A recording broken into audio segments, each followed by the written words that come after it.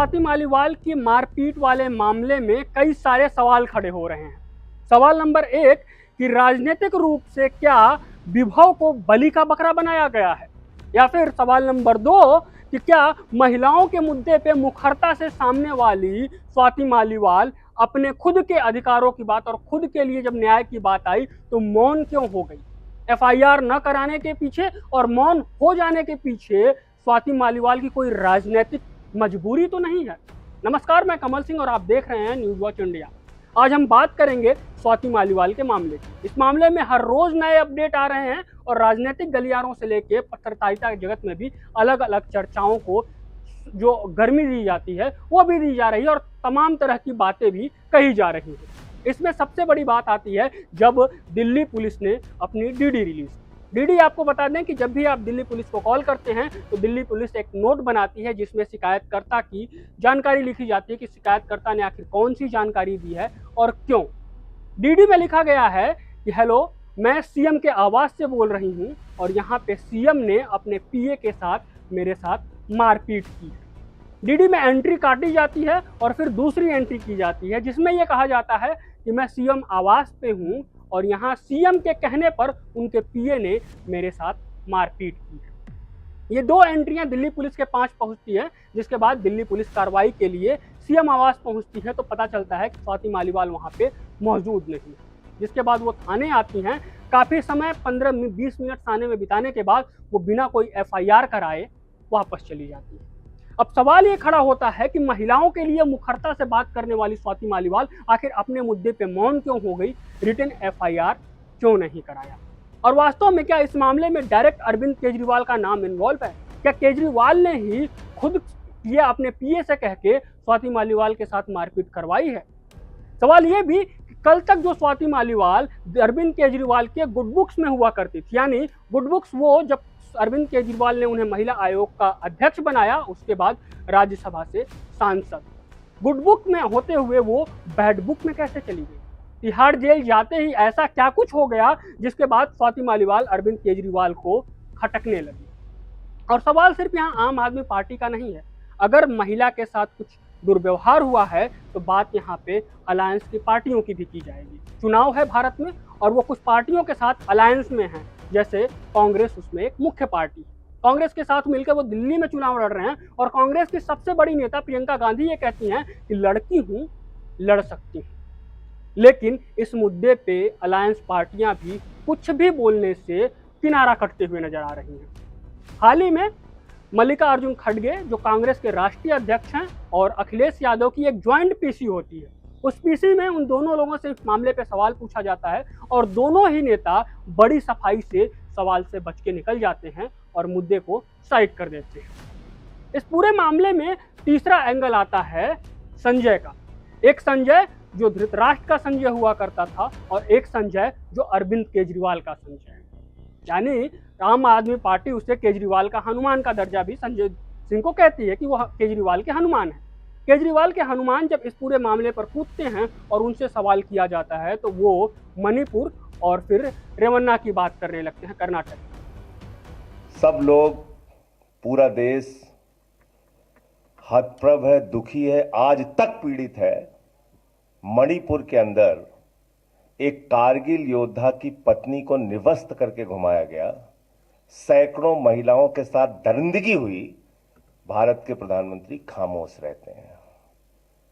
हजारों महिलाओं के साथ प्रज्वल रेवन्ना ने बलात्कार किया, दरिंदगी की, मां की उम्र की महिलाओं के साथ। प्रधानमंत्री कहते हैं ये भारत को मजबूती देगा, इसी को वोट देना। ये भारत का भविष्य है प्रज्वल रेवन्ना, उसको भगा दिया जाता है बीजेपी के द्वारा। पहलवान बेटियां जब जंतर मंतर पे लड़ रही थीं न्याय मांगने के लिए, तो यही स्वाति मालीवाल जो महिला आयोग की अध्यक्ष थीं, रात में उनके समर्थन में गई थी, पुलिस के लोगों ने घसीट के मारा था। हमने देखा यहीं उत्तर प्रदेश के अंदर कुलदीप सेंगर के मामले में, हाथरस के मामले में, देश के प्रधानमंत्री खामोश रहते हैं, एक शब्द नहीं बोलते। आम आदमी पार्टी हमारा परिवार है, पार्टी ने अपना रुख साफ कर दिया है। और मैं चाहता हूं जितने विषय मैंने आपके सामने रखे हैं, देश के प्रधानमंत्री और भारतीय जनता पार्टी को जवाब देना चाहिए। स्वाति मालीवाल के मामले में जवाब देना, जब वो पहलवान बेटियों के लिए जंतर मंतर पे न्याय मांगने गई थी स्वाति मालीवाल जी, उस समय घसीट घसीट के मरवाया पुलिस वालों से। तो इसलिए इस पे राजनीतिक खेल ना खेलें, मैं सिर्फ इतना कहना चाहता हूं। बात यही हो गई कि मेरी कमीज तुम्हारे कमीज से ज्यादा सफेद है, या फिर तुम्हारी कमीज मेरे कमीज से ज्यादा सफेद कैसे? आरोप प्रत्यारोप का दौर चलने लगा। लेकिन यहाँ हम बात मणिपुर की नहीं कर रहे हैं, यहाँ हम बात कर्नाटका की नहीं कर रहे हैं। यहाँ संजय सिंह से सवाल पूछा गया था कि आखिर स्वाति मालीवाल के मामले में आप क्या करेंगे, तो वो बीजेपी पे हमलावर हो गए, आरोप लगाने लगे, लेकिन कुछ भी स्पष्ट रूप से कहते हुए नहीं नजर आए। हालांकि मामला इतना बड़ा था कि मूल रूप से इस बात को डिनाई कर देना कि कुछ हुआ ही ना हो, संजय सिंह के लिए यह भी मुश्किल का सबब था। तो संजय सिंह ने एक स्टेटमेंट रिलीज कर दिया कि हाँ, बदसलूकी हुई है और उस बदसलूकी के लिए कड़ी कार्रवाई की जाएगी। लेकिन सवाल फिर भी वही आता है कि मालीवाल के साथ आखिर वो बदसलूकी किस लेवल की हुई, क्योंकि स्वाति मालीवाल का पहला आरोप ये था कि उनके साथ मारपीट की गई है, जिसके बाद वो मौन हो गई। अब इस पूरे मामले में एक पहलू और निकल के आता है। जिस महिला आयोग की स्वाति मालीवाल को अध्यक्ष बनाया गया था, उसी महिला आयोग की जब कुछ महिलाएं स्वाति मालीवाल से मिलने के लिए पहुंचती हैं, तो उनके साथ संजय सिंह भी मौजूद होते हैं। अब आपको बताएं कि संजय सिंह को वैसे भी अरविंद केजरीवाल का हनुमान कहा जाता है, तो वो महिला आयोग की महिलाओं के साथ अगर मौजूद हों, कहीं ना कहीं वो पूरे मामले को सेटल डाउन करने की कोशिश कर रहे हैं और ठंडे बक्से में डालने की कोशिश कर रहे हैं। अगर वो वहाँ मौजूद होंगे तो फिर निगोसिएशन की ही बात हो सकती है। शायद स्वाति मालीवाल अपनी बातों को खुल के कैसे कर पाएंगी।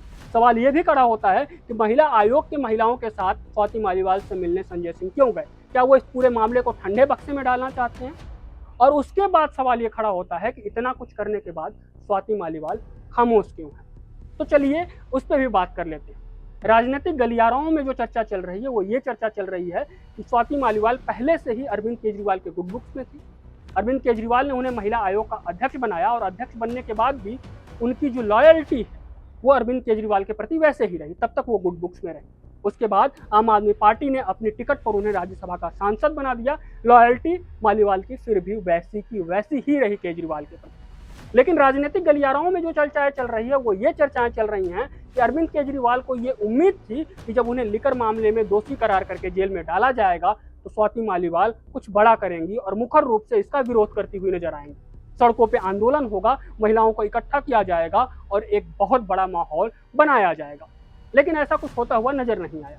जिसके बाद अरविंद केजरीवाल को रिहाई मिली तो ये सब हो सकता है, जो कि राजनीतिक गलियारों में चर्चा चल रही है। चर्चाओं का बाजार ये भी गर्म है कि जब केजरीवाल पे ये कहा जाने लगा कि केजरीवाल अब अपनी पत्नी सुनीता केजरीवाल को आगे करेंगे और दिल्ली का मुख्यमंत्री बनाएंगे, तो दबे आवाज से ही सही, लेकिन स्वाति मालीवाल ने इस चीज का विरोध भी किया था। कुछ कहा नहीं था, उनका ये मानना था कि ऐसा नहीं होगा और ये चीजें नहीं होनी चाहिए। ये बातें हैं जो राजनीतिक गलियाराओं में चल रही हैं। हालांकि इसमें कितनी सच्चाई है ये तो आने वाला वक्त बताएगा, आने वाला समय बताएगा। जब परत दर परत एक एक बातें इससे खुल के सामने आएंगी तो पता चलेगा। लेकिन फिलहाल राजनीतिक गलियाराओं में ऐसी चर्चाएं चल रही हैं। अब इस पूरे मामले में जो सबसे अहम बात वो ये है कि आम आदमी पार्टी क्या इस मामले को सुलटा लेगी? क्या केजरीवाल की छवि वैसे बरकरार रहेगी या फिर केजरीवाल के कहने पे ही स्वाति मालीवाल के साथ सब कुछ हुआ है, ये बात केजरीवाल की छवि को और धूमिल करेगी? क्योंकि केजरीवाल फिलहाल एक मुद्दे में जेल में हैं, जमानत पे बाहर आए हैं, 2 तारीख को वापस उनको जेल तक जाना है। लेकिन ऐसे में दूसरा आरोप भी अगर केजरीवाल के ऊपर लग जाता है तो उनकी छवि को कहीं ना कहीं गहरा आघात पहुंचेगा। दूसरी तरफ स्वाति मालीवाल की बात करते हैं। क्या स्वाति मालीवाल उसी फाइटर की तरह, उसी तरह लड़के जो हर महिला के लिए सड़क पर उतर के लड़ाई लड़ती थी, मुखरता से उनकी बातें रखती थी, क्या अपने लिए भी वो उतनी ही मुखरता से लड़ेंगे और स्पष्ट तौर पे अपनी बात कहेंगे? या फिर केजरीवाल का जो ऑफर होगा या संजय सिंह का जो डैमेज कंट्रोल वाला सिस्टम है वो डैमेज कंट्रोल करके फिर से वापस में आम आदमी पार्टी को वैसे ही सदस्य बनी रहेंगी? या फिर कुमार विश्वास की तरह मुखर होके एक राजनीतिक कुर्बानी दे देंगे? बहरहाल इस मुद्दे पे फिलहाल इतना ही। अगर इस पूरे मामले में आपको कोई भी अपडेट देनी है या कोई भी राय आप हमें देना चाहते हैं तो कमेंट बॉक्स पे कमेंट करके आप हमें बता सकते हैं। यूट्यूब पे वीडियो देख रहे हैं तो शेयर जरूर करिएगा, पहली बार देख रहे हैं तो चैनल को सब्सक्राइब भी कर लीजिएगा। साथ में अगर किसी दूसरे प्लेटफॉर्म पे इस वीडियो को देख रहे हैं तो पेज को फॉलो करना ना भूलिएगा।